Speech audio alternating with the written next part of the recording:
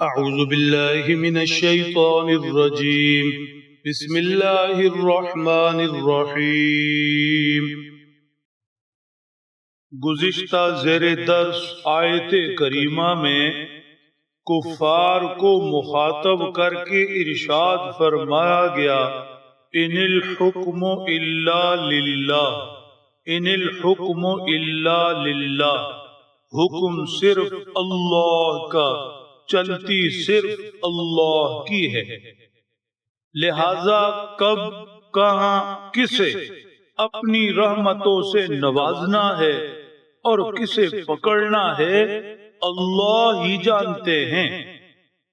آج تلاوت کی گئی آیت شریفہ میں سمجھایا گیا کہ علم کا سرچشمہ اللہ ہی کی ذات پاک ہے۔ وَعِندَهُ مَفَاتِحُ الْغَيْبِ لَا يَعْلَمُهَا إِلَّا هُوَ، اللہ ہی کی پاس ہے غیب کی کنجیاں، اس کے غیب کو کوئی نہیں جانتا سوائے اس کے۔ غیب کے خزانوں کی چابیاں اللہ کے پاس ہیں۔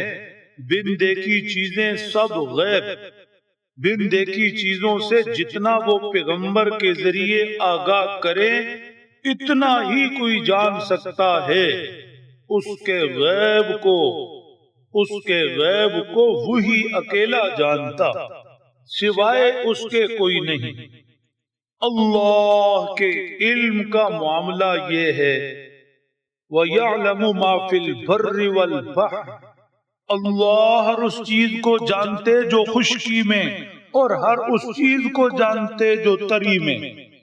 زمین کی تہ پر کیا کچھ، ان کی حرکات و سکنات، ان کی حیات و موت، زیر زمین سمندروں دریاؤں میں کیا کچھ، کتنی مخلوقات، ان کی نقل و حرکت، ان کی ضرورتیں، ان کا جینا مرنا، سب اللہ جانتے۔ وَمَا تَسْقُطُ مِن وَرَقَةٍ لَا إِلَّا يَعْلَمُهَا، زمین پر کوئی پتا نہیں گرتا مگر اللہ اس کا گرنا جانتے۔ ٹہنی سے ٹوٹنا، سفر کر کے زمین پر گرنا، سب رب کی قدرت کی نظروں میں ہے۔ وَلَا حَبَّةٍ فِي ظُلُمَاتِ الْأَرْضِ وَلَا رَطْبٍ وَلَا يَابِسٍ إِلَّا فِي كِتَابٍ مُبِينٍ، زمین کے اندھیروں میں کوئی دانہ پہنچتا ہے،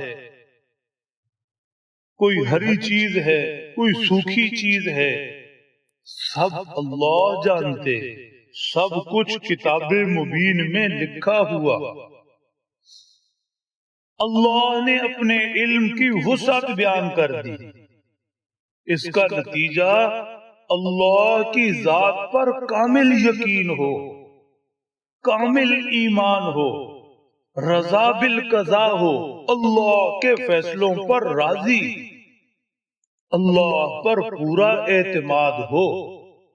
جسے نصیب ہو جائے یہ سب اللہ کے علم پر یقین کے نتائج ہیں۔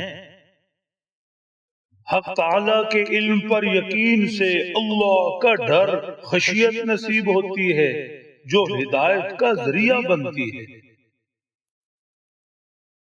اللہ سبحانہ وتعالی اپنے علم کے تذکرہ تفصیلات کے بعد اب عالم آخرت سمجھا رہے۔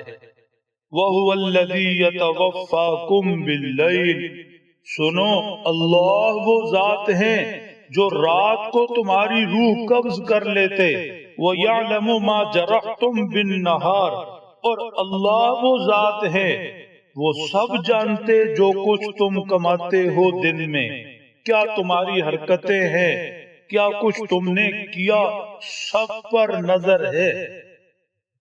رات کو تمہاری روح قبض ہوتی اور صبح جب اللہ اسے واپس کرتے تو دن کی ساری مصروفیات پر نظر رکھتے ہیں۔ ثم يبعثكم فيه ليقضى اجل مسمى، اللہ جل شانہ پھر تمہیں اٹھا دیتے ہیں، رات کو روح قبض ہو جائے پھر تمہیں دوبارہ زندہ کر دیتے ہیں تاکہ جو وقت جینا تمہارے لیے لکھا وہ پورا ہو جائے۔ یہیں سے سمجھ لو کہ موت کیا ہوگی، موت کے بعد زندگی کیسے ہوگی۔ روز تو مشاہدہ کر رہے، روز رات کو مرتے روز صبح جیتے، روز رات کو مرتے روز صبح جیتے، اس کے بعد بھی موت سمجھ نہیں آتی، موت کے بعد دوبارہ اٹھنا جینا سمجھ نہیں آتا، اس کے بعد بھی حیرانگی ہے کہ جب مر جائیں گے تو پھر کیسے جیئیں گے۔ کمال ہو گئی۔ ثم الیہ مرجعکم ثم ینبئکم بما کنتم تعملون۔ اچھی طرح سمجھ لو یہ سونے جاگنے، روز رات کو مرنے صبح جینے، یہ دن اور راتیں یوں ہی گزرتی رہیں گی، وقت پورا ہو گیا تو اللہ کی طرف تمہارا لوٹنا ہے، اللہ کی طرف لوٹنا اور وہاں پہنچ کر اپنی گزری زندگی کا حساب دینا۔ جو کچھ تم نے کیا سب اللہ جانتے، ایک ایک عمل سے تمہیں آگاہ کریں۔ اللہ سمجھ دیں، عمل کی توفیق بخشے۔